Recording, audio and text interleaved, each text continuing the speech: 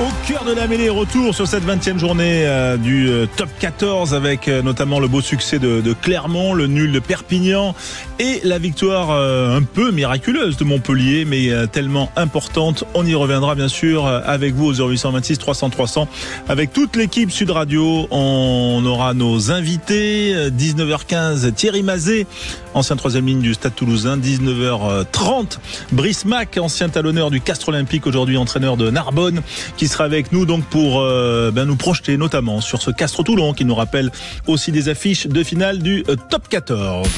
Sud Radio, au cœur de la mêlée. Toute l'équipe Sud Radio est là bien sûr, et notamment Philippe Spanghero. Salut Philippe. Salut François, bonsoir à tous. Ouais, Yoann Huget qui va pas tarder, un petit retard, il était peut-être pris au point presse pour nous parler de je disais lundi. De leur escapade de lundi. Oui, lundi, on disait que vous étiez en lune de miel lundi pour après c'est qui je suis, c'est bataille, et bien finalement il y a une lune de miel entre Philippe et Yoann. Philippe en forme, est-ce que il y a un résultat, tiens, on peut les rappeler les résultats, Alexandre, peut-être de cette 20e journée qui a profité notamment aux Clermontois. Oui, avec le succès effectivement de l'ASM 33-19 face à La Rochelle. Le match nul entre Vannes et Perpignan 20-20. Toulouse a battu Pau 55-10. Bayonne a battu Lyon 28-14. Le succès in extremis de Montpellier face au Stade Français 38-32.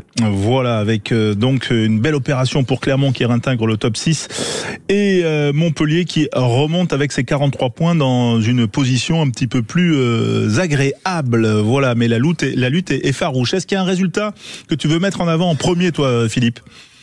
Il y en a deux quasiment sur un pied d'égalité, mais on reparlera, je pense, de Montpellier tout à l'heure. Donc, je vais parler du résultat de Vannes sur sa pelouse parce que c'était un match très important dans la course au maintien. Vannes avait l'occasion pour la première fois de la saison, et c'est psychologiquement quand même très important de plus être à cette dernière place, à cette 14e place.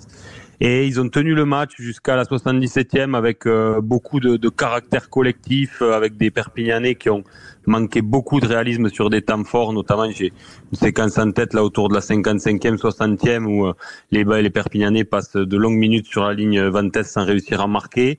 Donc on pensait que les Vantais avaient fait le plus dur, et puis ils sont à 10 points d'avance à 3-4 minutes de la fin du match. Et les Perpignanais au caractère arrivent à revenir avec un match nul, et ça permet à ces Catalans de garder cette 13e place à 2 points d'avance sur Vannes. Et donc ça, c'est un résultat important, d'abord pour les Catalans, sur le caractère et l'état d'esprit de ce groupe, être capable d'aller chercher ce match nul et ces 2 points. Mais du côté vantais, c'est quand même un coup dur qui va être peut-être difficile à digérer. Oui, parce que tu as raison, Philippe, mais c'est vrai que quand on voit les visages du président, des supporters, juste après le match, ce match nul, alors qu'il y a eu cet essai de Tacola à la 74e minute qui me permettait aux Vantais de mener de 10 points, ce match nul, il sonnait un peu comme une défaite, on a eu l'impression. Il y avait un peu un coup de massue. Oui, mais c'est clairement comme ça qu'ils doivent le vivre. D'abord parce que ça fait des semaines qu'ils ont ce match en ligne de mire. On a vu les Vantais être capables d'aller faire des coups, aller chercher des points, et donc on les a enterrés peut-être un peu vite, et puis ils ont commencé à y croire à nouveau après leur succès sur la pelouse du Racing. Et donc ils se sont dit la target, c'est ce match contre Perpignan, ça va être le moment de bascule de notre saison. Et dans le calcul comptable, ils avaient raison, puisque Perpignan peinait aussi à se détacher dans ce bas de classement. Donc c'est clairement un match qu'ils avaient ciblé pour être un point de bascule de leur fin de saison, et donc ils n'ont pas su répondre présent malheureusement, et face à un concurrent direct au maintien, c'est des points qui certainement coûteront cher. Ouais, tu disais le deuxième résultat qui t'avait marqué, c'est celui de Montpellier face au Stade Français.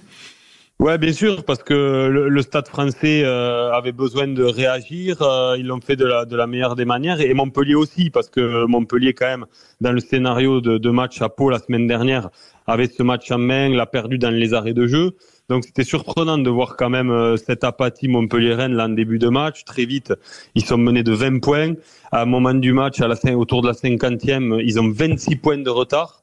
Et on sent vraiment des Parisiens en place collectivement, notamment très forts en défense, très forts sur l'homme.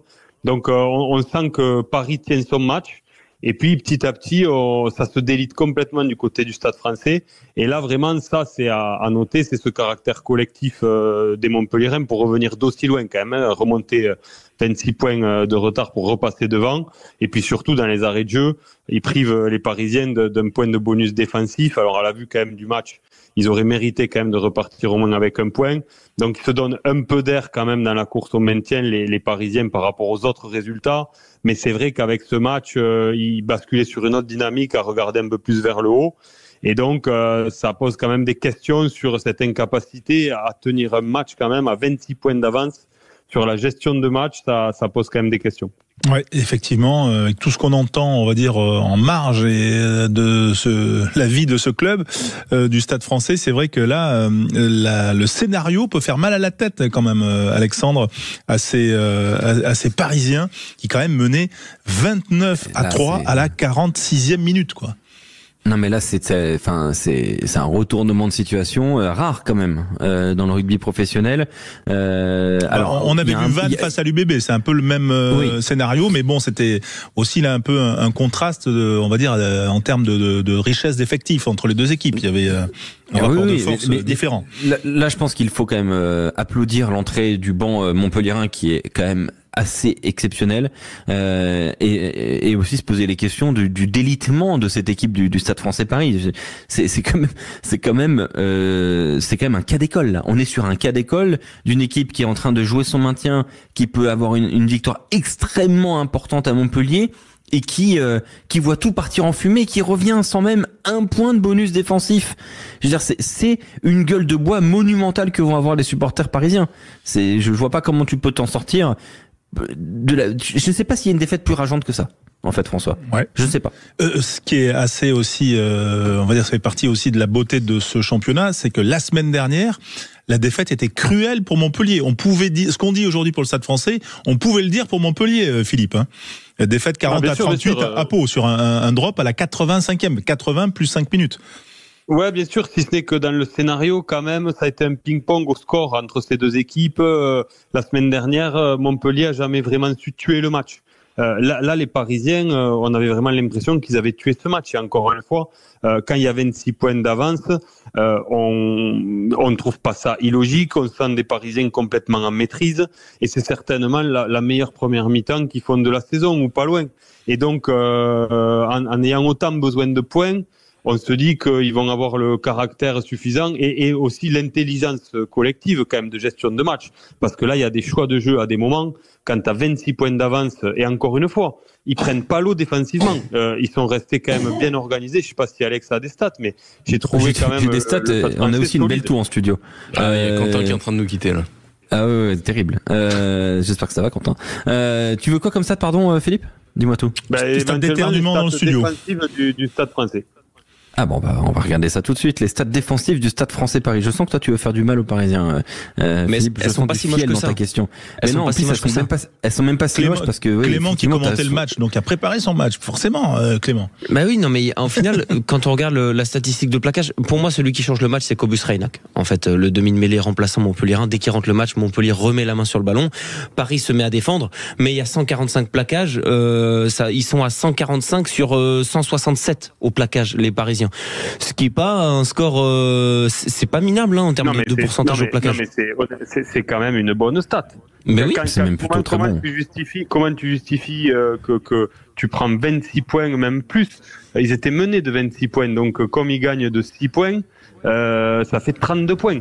Comment tu justifies que tu prends 32 points en même pas 32 minutes en ayant quelque part d'aussi bonnes stats défensives? C'est incompréhensible. Je le justifie parce qu'en fait tu donnes le ballon à ton adversaire, tu commences par être de plus en plus sanctionné, et beaucoup trop, et c'est surtout dans l'intention et l'agressivité. Il y avait quelque chose que ces Parisiens avaient en première période que les Montpelliérains ont fini par avoir en seconde, et sincèrement la bascule se fait avec le banc. On en a parlé, François m'en a parlé en direct hors antenne. Il m'a dit Montpellier avait 8 points de retard. Il m'a dit Montpellier, ils ont un bon banc, ils vont gagner.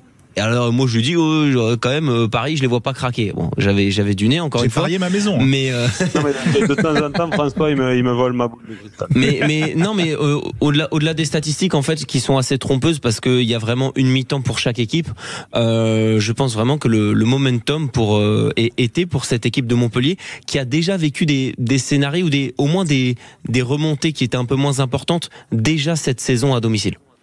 Mais là quand même, il change la saison, ce match pour les Montpelliérains, parce que vraiment, ils peuvent regarder vers le haut. Parce que quand on regarde le classement, honnêtement, il y a des équipes qui se détachent un peu en haut, qui sécurisent leur place dans le top 6. Mais quand on regarde le 5e Clermont, bon, avant le match de Castres, mais peu importe quelque part, quand on regarde du 5e Clermont au 9e Pau, ça se joue à 2 points. Montpellier s'est mis dans ce wagon-là. Ils sont à 43 points, 8e. À 1 point du 5e Clermont. Voilà, leur dynamique de fin de saison avec ce résultat, elle change complètement. Ils regardent vers le haut, ils regardent vers le top 6, alors qu'ils avaient annoncé en début de saison que c'était une saison de reconstruction après la saison compliquée de l'année dernière, et donc c'était une opération maintien. Donc quelque part, c'est quand même super positif pour le staff montpelliérain. Et on notera que le Stade Français Paris reste donc la pire équipe à l'extérieur avec 0 succès et un seul point de bonus défensif cette année. Voilà, seul point acquis en 10 matchs à l'extérieur pour le club parisien. Et Alexandre, le Stade Français Paris qui ne jouera pas les 2 prochains week-ends puisque éliminé de la Champions Cup en phase de poule. Ouais, bon, ils vont s'entraîner et ils vont essayer d'oublier ce match. Mais c'est vrai que le retour depuis Montpellier en train sans doute de jusqu'à Paris va être long après ce scénario. En tout cas, on va continuer à débriefer cette 20e journée après le multi, bien sûr. On va revenir sur le succès fleuve, le succès majuscule du Stade Toulousain qui a réintégré ses internationaux. On va en parler avec un des grands anciens de la maison toulousaine, c'est Thierry Mazet qui sera avec nous dans quelques instants sur Sud Radio. Restez avec nous. Au cœur de la mêlée avec vous, les auditeurs Sud Radio, les passionnés de rugby, toute l'équipe Sud Radio est là. Philippe Smanguero, bien sûr. Yoann Huget est là. Bonsoir, Yoann. Bonsoir, messieurs. Merci d'être avec nous, bien sûr. On reviendra, bien sûr, avec toi sur cette journée, mais on accueille dans notre standard, sur notre antenne, Thierry Mazet, ancien 3e ligne du Stade Toulousain dans les années 80, 3 fois champion de France. Toujours un plaisir de t'avoir, Thierry, avec nous en direct. Salut. Bonsoir à tous. Merci d'être avec nous. Tu as sans doute vécu, j'imagine, au stade, peut-être, Thierry, ce succès de Toulouse face à Pau, 55-10, 8 essais à 1. On a l'impression que c'est pas la même division quand on voit ce match. C'est pas la même division, surtout quand le banc est rentré en seconde mi-temps. Je crois que ça fait véritablement la différence. Puis ils se sont accrochés quand même les Palois durant 20 minutes, 30 minutes, même si les Toulousains portaient le ballon, mais ça concrétisait pas. Et donc l'apport du banc seconde mi-temps a été fondamental. Et effectivement, au bout, il y a beaucoup d'écart. Ouais, il y a beaucoup d'écart avec des joueurs qui surnagent. Yoann, Ange Capozzo, en ce moment, il est quand même sur un nuage. Ouais, il est en feu, François, comme tu dis, c'est un joueur qui est en confiance, il a réalisé un très bon tournoi, et il confirme aujourd'hui avec la confiance du staff toulousain, et le rôle aussi qu'il prend dans l'équipe avec la blessure d'Antoine, donc il sent qu'il prend un peu plus d'importance au sein de l'effectif.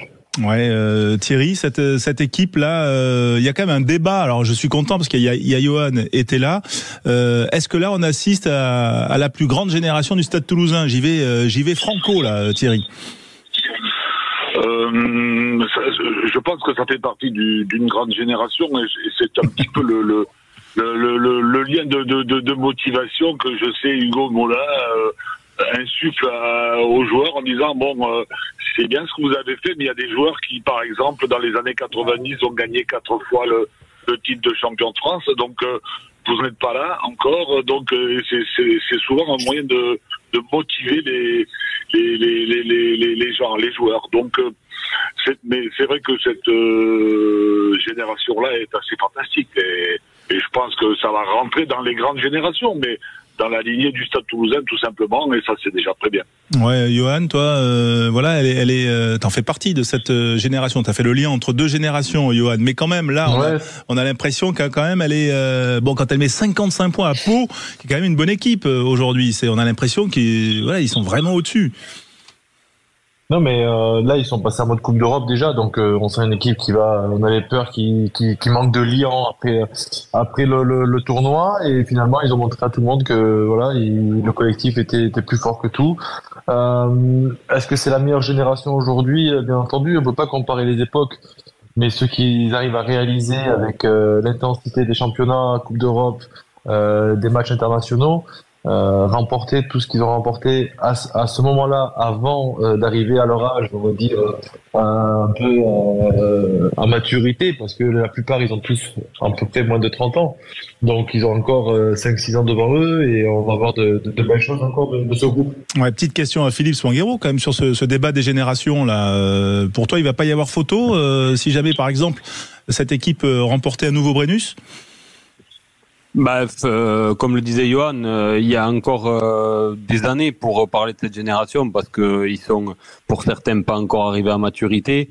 Pour moi, la vraie différence, c'est ce qui est difficile en comparaison, c'était cette profondeur dans la génération que le Stade Toulousain a peut-être jamais eu, même s'il y a eu de la formation, etc. Et donc, ce qui est exceptionnel, c'est cette capacité à gérer les saisons, parce que malgré tout, ce qu'arrive à faire cette génération et qu'a toujours eu du mal à faire le Stade avant, c'est la gestion des périodes internationales, où ils arrivaient à cravacher en fin de saison, mais ils y laissaient aussi de l'énergie, parce que il fallait que les joueurs majeurs jouent tous les matchs. Aujourd'hui, ce qu'arrive à faire le staff en termes de gestion d'effectifs pour appréhender les fins de saison et les phases finales en Champions Cup et en championnat, ça, pour moi, le Stade Toulousain a jamais eu le luxe de le faire. Thierry Mazet, tu as connu, on va dire, la génération 80, les 3 titres 85, 86, 89. En 89, pour ceux qui ont des cheveux blancs comme moi, on se souvient quand même que Pierre Villepreux... Pour la culture rugby de Johan, c'était contre Toulon. Ouais. Mais Thierry, c'est vrai que le staff avait instauré et insufflé du 109. Je pense à Hugues Murin, à Jérôme Casalbou, notamment. David Berty. Tout à fait. Est-ce qu'on pourrait imaginer, par exemple, qu'un Thomas Lacombe, qu'on a vu aujourd'hui quand même assez étincelant, le jeune talonneur, vienne un peu brouiller les pistes dans les 23? Est-ce qu'il donnerait mal à la tête à Hugo Mola? Oui, tout à fait. Il s'inscrit totalement dans une dynamique, et puis c'est les plus forts qui jouent. Rappelez-vous l'an dernier quand même que Paul Coste joue la finale de la Coupe d'Europe. Quel entraîneur en France aurait mis un jeune de 20 ans dans une finale de Coupe d'Europe? Tous les entraîneurs de France auraient dit bon, on va sécuriser, on va mettre, et il y avait des gens majeurs, des Choco Barès qui pouvaient jouer en titulaire. C'est Paul Coste qui a joué donc l'an dernier. C'est-à-dire que c'est les plus forts du moment qui doivent jouer. Je pense que si Thomas Lacombe se révèle être le meilleur, c'est lui qui doit jouer, bien sûr. Il y a pas de souci avec ça. Donc et c'est bien ça, et c'est bien qu'il y ait du renouvellement comme ça. Donc et des jeunes qui ont envie de pousser un petit peu les plus anciens, même s'ils sont pas très Ouais, Philippe, Johan, vous pensez qu'il peut y avoir débat, Johan, notamment à ce poste-là où il y a quand même 2 clients qui sont normalement sur la feuille de match? Oui, non, il y aura pas de débat sur les matchs importants. Les 2 joueront. Là, la priorité, c'est de savoir qui va démarrer. C'est Peato ou Julien, mais pour l'instant, il est en apprentissage, on va dire, et il apprend plutôt très bien, le garçon, en peu de temps, mais il faut encore du temps pour vraiment être parmi le collectif du stade. Ouais, Alexandre avec Thierry Mazet, ancien 3e ligne du Stade Toulousain, qui est avec nous en direct sur Sud Radio. Alexandre Priam. Oui, Thierry, déjà ça fait plaisir de t'avoir sur Sud Radio. Est-ce que cette équipe du Stade Toulousain devra peut-être gérer un petit peu son avance conséquente au classement sur les dernières journées, parce que tout à l'heure on se posait la question, tiens, Perpignan qui recevra Toulouse, est-ce qu'on peut imaginer que malgré la largeur de l'effectif, il faudrait peut-être faire tourner un peu en fin de saison pour arriver plus frais sur la phase finale? Mais il faut toujours tourner. Il faut, quand on a le moyen de gérer l'effectif, c'est toujours bien de le faire. Maintenant, il faut s'habituer aussi à gagner. Et donc, c'est quand même important d'avoir aussi des joueurs majeurs. Mais avec la profondeur du banc qu'il y a aujourd'hui, je vois pas comment il pourrait être embêté effectivement sur les derniers matchs, et non pas lâcher des matchs, mais faire reposer 2-3 joueurs comme ça, pourquoi pas. Ouais, ça veut dire une petite gestion, voilà, que il pourrait. En plus. Voilà, ouais. mais ce qui est intéressant, ce que disait Johan, on arrive en période Champions Cup, Coupe d'Europe, et là, ça switch, ça bascule dans la tête de ces compétiteurs-là, Johan. Non, bien sûr, c'est exactement ça, on l'a vu. Hein. Ils auraient pu s'arrêter, faire tourner. Je pensais qu'il allait faire sortir Paul Grau un peu plus tôt, mais il a laissé sur le terrain. Je pense qu'il voulait marquer les esprits avant de basculer sur la Coupe d'Europe. Et on voit les joueurs déterminés à jouer debout, à jouer en avançant, à garder le ballon. Cette équipe-là a très peu joué au pied aujourd'hui, donc ils sont vraiment passés dans un mode Coupe d'Europe. Et à chaque fois, ce dernier match de top 14 est un tremplin pour aller vers la Coupe d'Europe. Voilà, les 8e de Champions Cup. Tiens, Thierry, dernière petite question sur ça. Toulouse face à Sale, dimanche. On le vivra bien sûr sur Sud Radio, dimanche 6 avril, 16h. Voilà, ça va être une belle partie de plaisir encore. C'est toujours des matchs compliqués contre les nations, mais Johan pourrait mieux en parler que moi, mais des nations étrangères, il y a toujours une autre façon d'aborder les matchs. Je pense que le Stade Toulousain va gagner assez facilement, mais donc dans un match sérieux, et je les vois pas être inquiétés par l'équipe de Sale. Voilà, et en tout cas ce Stade Toulousain là qu'on a vu aujourd'hui, on l'a senti plutôt serein et plutôt en forme. Voilà. Merci Thierry Mazet d'avoir été avec nous sur l'antenne de Sud Radio, ancien 3e ligne. Salut voilà. Philippe, salut Johan. Voilà. François. Ouais, Thierry qui dispensait de sacrés plaquages, voilà, et qui aurait mérité beaucoup plus de sélection qu'il n'a pas eu. Voilà, c'est dit, et voilà, mais ça faisait partie du rugby. C'est pas le seul à le penser. Du rugby d'avant. Merci Thierry d'avoir été avec nous. À très vite sur l'antenne de Sud Radio. Dans un instant, on va se projeter sur le match du soir, Castres-Toulon, avec Johan, avec Philippe, bien sûr, avec notre invité. Ce sera Brice Mack qui sera avec nous, actuel entraîneur de Narbonne, mais ancien joueur du Castres Olympique. Voilà, restez avec nous et on revient dans un instant. Au cœur de la mêlée, Yoann Huget, Philippe Spanghero qui sont avec nous bien sûr. Vous au 0826 300 300, vous êtes les bienvenus pour interagir dans le débat bien évidemment. La team Sud Radio est là, Alexandre Priam, Quentin Cabanis, Clément Combe, toute l'équipe, Quentin Fredon également. Bref, on est tous réunis pour notamment accueillir Brice Mack qui est avec nous, ancien talonneur du Castres Olympique, actuel entraîneur de Narbonne et ancien international. D'ailleurs, je crois que ça s'est passé avec Johan. Bonsoir Brice. Bonsoir François, bonsoir Alexandre. Ouais. Salut Johan. Salut Brice. Merci d'être avec nous en direct sur Sud Radio. Voilà. D'abord, on va te faire réagir bien sûr sur l'actualité top 14, mais quand même un petit mot sur Narbonne. Narbonne en national, le 3e échelon professionnel, et qui est allé l'emporter hier à Bourg-en-Bresse. Hein. C'est ça, effectivement. Bon cru pour Narbonne, 2e je crois, de national. Exactement, ouais. 2e, on a gagné avec le point de bonus offensif à Bourg. C'était vraiment une belle performance de la part de nos joueurs, clairement. Voilà, il fallait cette petite victoire à l'extérieur avant de recevoir Carcassonne, je crois. Le derby Carcassonne, ouais. C'est ça. L'objectif de Narbonne? L'objectif de Narbonne, je pense qu'on peut plus se le cacher, en faisant finale l'access match la saison dernière. L'équipe dirigeante nous a clairement fait passer un message disant que fallait faire mieux que l'année dernière. Donc je pense que c'est très clair pour tout le monde.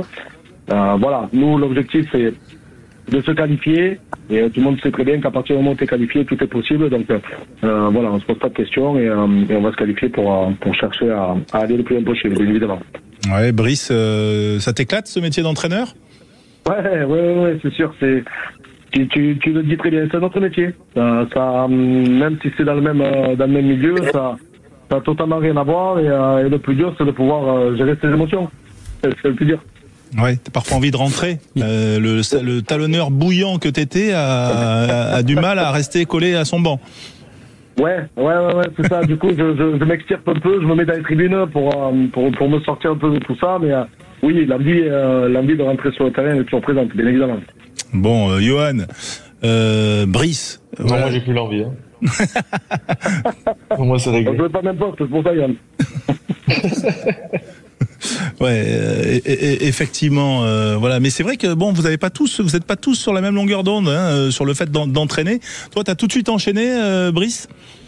J'ai de suite enseigné chez les jeunes. Je voulais vraiment commencer par la base de l'entraîneur. Donc ouais, j'ai commencé de suite. On m'a poussé un peu au cul quand même, pour être un peu vulgaire, parce que je savais pas trop, comme j'ai arrêté ma carrière du jour au lendemain. Mon plan de carrière n'était pas ficelé à ce moment-là. Il me manquait entre 3 et 5 ans. Où tout n'était pas prêt. C'est vrai que à l'arrêt de ma carrière, on m'a bousculé un peu pour passer mes diplômes. On m'a dit au pire, si ça te plaît pas, t'as passé tes diplômes et puis on verra. Et du coup, j'ai mis le doigt dans l'engrenage et ouais, du mal complètement à s'en sortir. Donc ouais, c'est un boulot qui m'intéresse vraiment. Bon, Philippe Spanghero avec nous. Peut-être une question ou un message à Brice. C'est pas dans l'engrenage qu'il a mis le doigt, les Philippe. Tu peux préciser, Johan, s'il te plaît? Non. Franchement, il a craqué complet. C'est un truc de fou. Le mec est malade. Brice, je sais pas quel effet tu lui fais, mais franchement, c'est la plus belle qu'il ait faite depuis qu'on travaille ensemble. À 19h37. Magnifique. Ouais, on se connaît un peu avec lui, c'est pour ça. Ouais, on a des bons souvenirs communs d'abord, parce qu'on s'est affronté en jeune. Alors, j'ai deux questions. Une un peu ludique, c'est est-ce que pour toi, le catalan pur souche, ça n'a pas été difficile quand même un peu psychologiquement d'aller chez les Gabatch? Ça a été un gros travail sur moi-même, mais c'est quelque chose que j'assume, mais oui, c'est jamais quelque chose d'évident à prendre d'aller entraîner Narbonne alors qu'on est catalan pur souche. Ouais. Ça existe toujours. Ça existe toujours. Ouais, mais je pense que c'est important que ça existe. Et c'est là où les valeurs sont d'autant plus importantes. Mais par contre, là où ça m'a fait grandir, c'est que je me rends compte qu'en fait, les discours sont les mêmes. Elles sont portées par d'autres personnes. Donc, c'est ça qui est intéressant et qui est drôle. On a les mêmes discours parce qu'on fait partie du pourtour méditerranéen. On a les mêmes paroles, mais c'est dit par d'autres personnes et de notre camp. Donc, c'est rigolo et j'aime ça. Ça me plaît fortement. Ouais. Deuxième question, Philippe. Deuxième question plus sérieuse, puisqu'on parle quand même de l'avant-match du CO. C'est là où tu as fait la plus grosse partie de ta carrière, où tu as eu, je pense, une partie des plus beaux souvenirs sportifs. Qu'est-ce qui fait pour toi la particularité de ce club qui quand même reste collé à ce qui se fait de mieux dans le rugby français en termes de régularité dans le top 6, etc., depuis presque maintenant une quinzaine d'années, avec des moyens qui sont malgré tout assez limités, parce qu'on a tendance à croire que parce qu'il y a les labos Pierre Fabre derrière, c'est un club riche et c'est pas forcément le cas, notamment sur la masse salariale. Donc, comment t'expliques cette récurrence dans la performance, toi qui l'as vécu de l'intérieur? Bien sûr. Tu as très bien résumé le de 4 olympiques dans ce championnat professionnel. Pourquoi et comment ils arrivent à rester à ce niveau-là? Je pense que si je dois m'appuyer sur mon expérience, quand tu arrives au Castres olympique, en fait, tu joues pour les mêmes choses pour lesquelles tu as commencé le rugby, en fait. C'est-à-dire que, bien évidemment, il y a du professionnalisme, c'est une évidence. Mais une fois que l'entraînement est fini, en fait, c'est difficile de se laisser perturber comme dans des grandes villes, comme vite, tu te resserres entre joueurs et dès que tu as 5-10 minutes, c'est aller boire un café avec un joueur. Quand c'est fini, tu vas boire un autre café, tu vas boire un coup avec un autre. Tu vas faire les boutiques avec. Enfin, il y a vraiment ce côté petite ville qui centralise un peu les événements sociaux au sein de l'équipe, quoi. Et Brice, on sait que tu as arrêté ta carrière de façon assez abrupte pour un problème au cervical. T'as aujourd'hui 38 ans, si je me trompe pas, Brice. Quand on regarde, quand on imagine que demain, Manounou, 42 ans, va faire un match de top 14. Bon, il est remplaçant, mais il va faire un match de top 14. Qu'est-ce qu'on se dit? J'aimerais pas être à sa place un lundi mat. parce que non, on se dit que ce sont des il y en a des joueurs de 40 ans qui jouent encore. Je dis que ce sont des joueurs hors normes, clairement. Physiquement, il y a un petit truc en plus. En termes de professionnalisme, peut-être. Je connais pas trop la personne, hein, mais clairement, physiquement, ce sont des joueurs hors normes. Ce sont des joueurs hors normes. 42 ans, pouvoir remettre des accélérations comme il est capable de faire. Après, on va voir, hein. On va voir sur ce match comment il va réagir, mais je me fais pas de soucis sur la qualité, le talent de Marnounou, mais 42 ans, pouvoir réenclencher une carrière professionnelle, c'est incroyable. C'est incroyable. Johan, sur ce point d'ailleurs, 42 ans le retour de Marnounou, ça t'inspire quoi? Forcément, s'il le fait, il est sûr de son état de forme, Johan. Bien sûr. Il est sûr de son état de forme, il est sûr de lui, et il a passé, je pense, une palette de tests physiques avec Pierre Mignoni, et mais après il sera dans la transmission, on le voit, il va faire des bouts de match, mais à cet âge-là, c'est déjà beau. Ça te tente? Pas du tout. Je joue très bien avec vous. D'accord, ok. Après, il a pas le temps entre les. Il essaie de se venger de tout à l'heure. Pas du tout, mais les tournois. Non, mais attends, il prépare des semis, des marathons, des tournois de qualif de paddle. Attends. Il est plus affûté que Marnounou. Ouais. Qu'est-ce que tu fais, toi, Brice? Ah oui, vas-y, tu voulais répondre, peut-être, Johan. Non, j'ai rien à dire. Tu confirmes que tu es affûté, quoi. Moi, je m'entretiens. Il s'entretient. Quel bel homme. Brice, justement, toi, tu t'entretiens comment quand on est entraîneur? C'est tous les jours ton job avec le RCN à Narbonne? Oui, c'est tous les jours. Et comment je m'entretiens? Moi, j'entraîne tout simplement. Hein. Donc, c'est différent. Non, c'est énormément d'heures passées sur l'analyse et sur le triage des informations à retranscrire aux joueurs. Donc c'est vrai que quand je peux, j'essaie de faire un peu de sport, mais je dois t'avouer que mon corps n'est pas totalement d'accord avec ces propos-là. D'accord. Castres-Toulon, si je te dis ça te rappelle forcément des bons souvenirs. Ouais, ça rappelle 2-3 trucs, 2-3 images qui me viennent en tête, bien évidemment. Laquelle, la première? La première? Ouais. La première, fin de match, hein. fin de match, finale, coup de sifflet finale, victoire de Castres contre Toulon, clairement. 2013, donc c'était au Stade de France. Voilà, c'est vrai que c'est un sommet. Voilà, c'est le plus beau moment que tu as vécu avec le CO. Alors c'est toujours difficile de dire c'est le plus beau moment. Ce qui est évident, c'est que ça en fait partie. Toucher le grade, Johan est témoin, il peut en parler, je pense, plus que moi. Mais clairement, oui. Nous, la particularité de ce titre, c'est que dans les médias, je sais pas si on a beaucoup parlé de nous. On parlait beaucoup de la super équipe qui avait Toulon, à juste titre. Hein. Parce que sur le papier, je pense qu'ils avaient les meilleurs joueurs du monde. Et on a créé un peu cette surprise. Et cette surprise, elle régale d'autant plus ce titre, quoi. Oui, c'est vrai qu'on imagine que c'est un grand souvenir. Moi, je pensais que tu allais me dire que le meilleur moment, c'était quand tu battais Toulouse. Je t'ai dit qu'il y avait plusieurs moments. Toulouse en fait partie. Johan, une réaction peut-être? On relèvera pas parce que c'est tellement rare, donc du coup je comprends ses émotions. Voilà. Effectivement. Bon, Brice, on va te remercier. Peut-être un dernier mot, je sais pas, Philippe, Alex, avant de saluer Brice, si vous voulez. Mais Johan, peut-être. Juste qu'on a hâte de voir un Narbonne peut-être de retour en Pro D2. C'est vraiment quelque chose qu'on attend, ce public, le Parc des Sports de l'Amitié. Enfin voilà. Voilà, mais tu lui mets encore plus de pression. Déjà qu'il a la pression du président. Un petit peu de pression. Oui, je suis désolé. Voilà. Juste quand même, Brice, sur toi, sur ta carrière perso d'entraîneur, le but, j'imagine, t'es un compétiteur, le but c'est d'entraîner en top 14. Le but c'est d'entraîner au meilleur niveau, c'est celui que je mérite au mieux, clairement. Donc Narbonne, c'est un projet qui est très bien, qui s'inscrit sur la durée, sur la longueur. ce sont des projets toujours plaisants. Après, comme tu l'as dit, on est toujours compétiteur et puis après, on vit au jour le jour. On verra ce qu'il faut.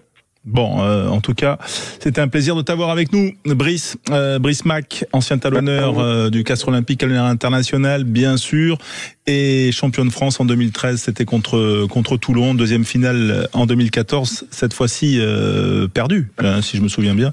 Mais en tout cas, talonneur qui a marqué la décennie avec le Castres Olympique. Merci Brice d'avoir été avec nous en direct sur Sud Radio. On se retrouve dans un instant sur Sud Radio pour la suite de Cœur de la Mêlée.